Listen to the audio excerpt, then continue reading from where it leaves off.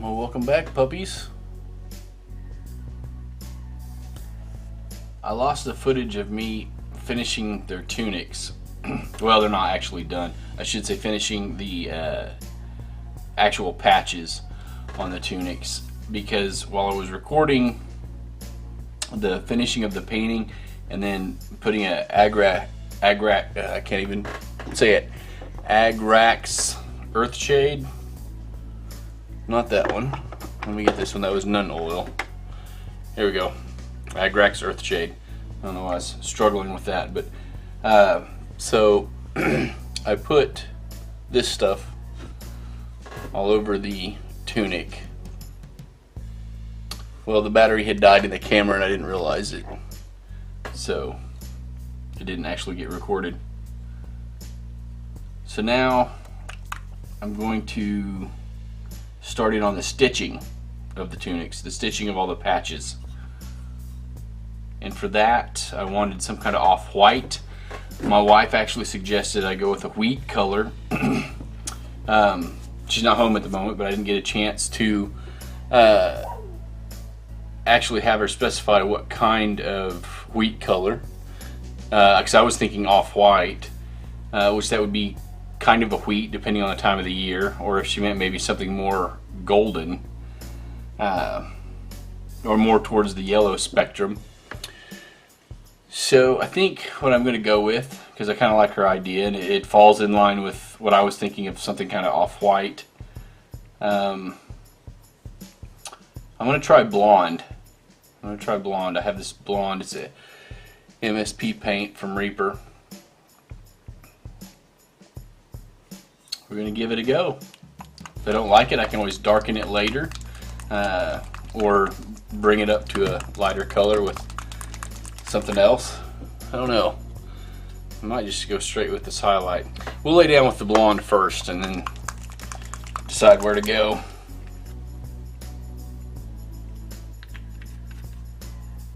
I'm using my wet palette. You can't see it, it's off camera.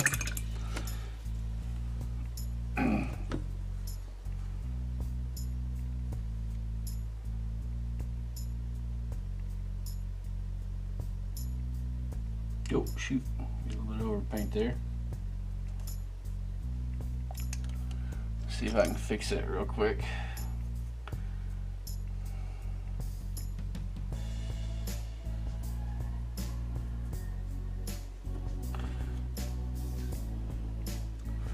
Bring it out just a smidge.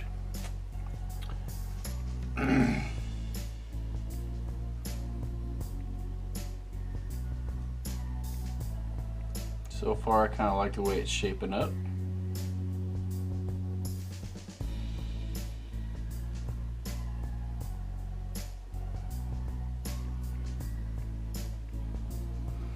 It's going to be very interesting.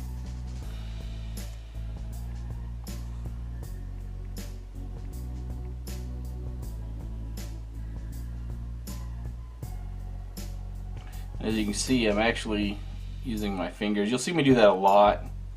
I'm using these fingers and I'm actually bracing them on the model. It just helps you get a steadier hand, especially when you're trying to paint a fine detail.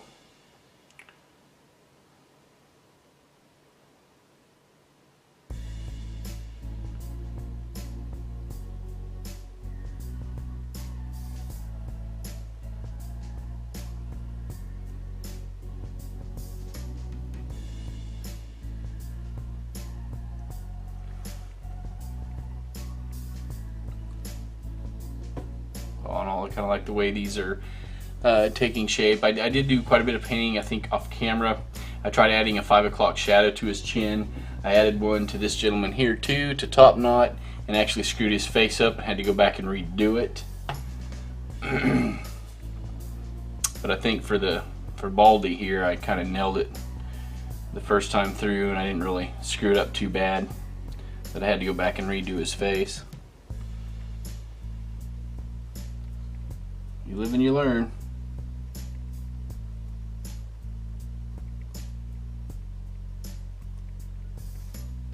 Trying to get some of this stitching around here.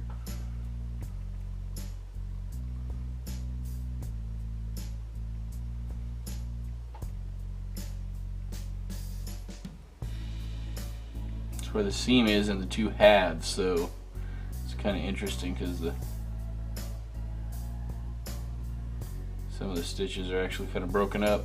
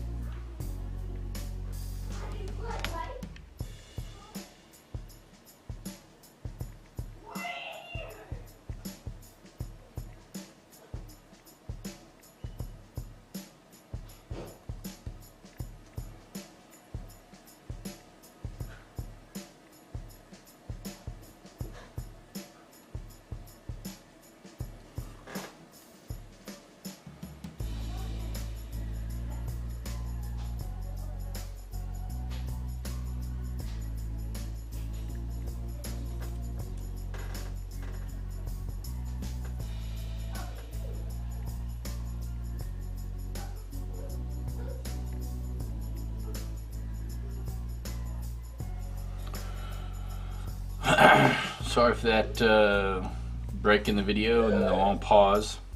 My family's home, so it's going to be kind of noisy in the background. My wife and my youngest son had just gotten home. They had actually been at a reading to dogs event at our library down the street here.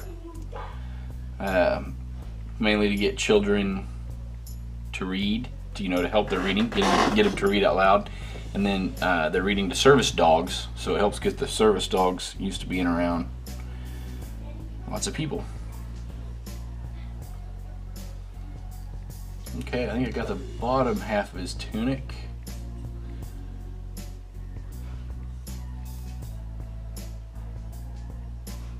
And then, ooh, here's a couple of spots I missed here. A couple of threads. That's what we're looking it over for before I move on to the top half. There's a lot there. It actually went a little quicker than what I was anticipating. Because it actually looks very tedious. It actually wasn't too bad. Well, alright, I'll probably film the rest of this off camera. And then come back and show you what it looks like. Alright, in this part of the video, I'm going to be painting up the rope belt that the Giants have on them. And here I'm using some model color dark sand.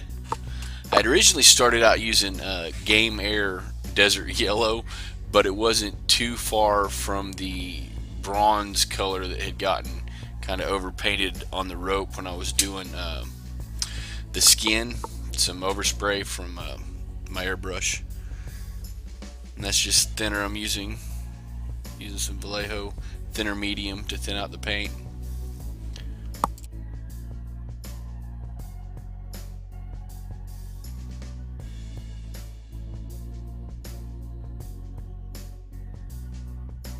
And what I did here, I just duplicated over on the other Giant.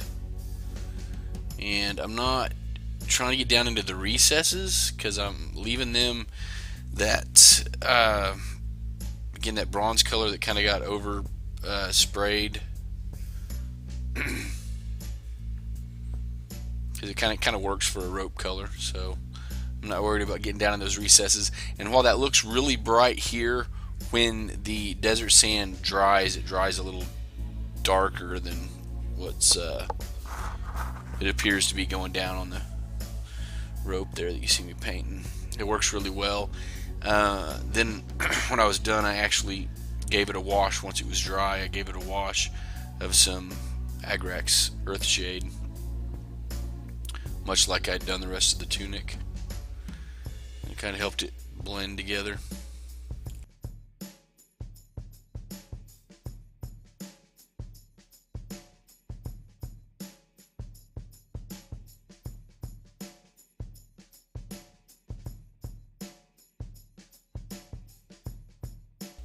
And here again, I'm just going over those main parts of the rope coil or rope twist. I'm not worried about getting down into the crevice because I want the contrast. I want it to look darker in those recesses.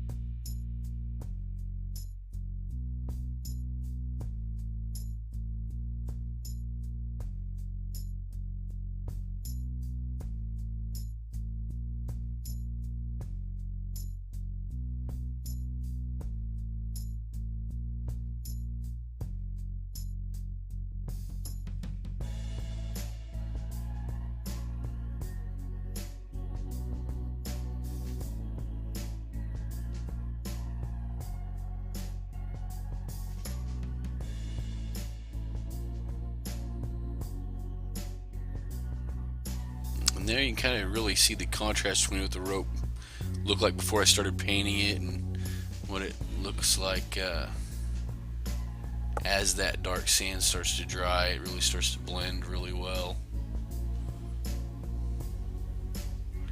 And it actually even ended up being a very similar color to the stitching, the blonde that I used on the stitching. So I think it ended up working really well. Alright, and there the guys are, getting a little closer to done. They're a little further along there than what you see in this video. There I have the anchors painted, but that will be in an upcoming video. Bark on, puppies. Please like, share, and subscribe.